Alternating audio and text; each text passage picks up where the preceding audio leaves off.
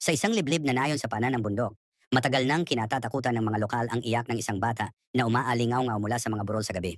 Ayon sa alamat, ang mga iyak na ito ay pagmamay-ari ng isang tiyanak, isang halimaw na nilalang na umaakit sa mga tao sa kanilang kapahamakan sa pamamagitan ng paggaya sa walang magawang pag-iyak ng isang inabandonang sanggol. Sa kabila ng mga babala ng mga matatanda, ang mga manlalakbay at mausisa ng mga taga-nayon ay madalas na nakikipagsapalaran sa mga burol upang magsiyasat, ngunit naglalaho lamang ng walang bakas. Isang gabi, narinig ng isang nag-aalinlangan na batang manlalakbay ang mga iyak at nagpasya na mag-imbestiga, na itinatakwil ang mga kwento bilang pamahiin. Ngunit habang papalapit sila sa pinanggalingan ng tunog, natuklasan nila ang isang kakilakilabot na katotohanan. Ang mga hiyaw ay isang bitag na itinakda ng mga tiyanak upang akitin sila sa kadiliman.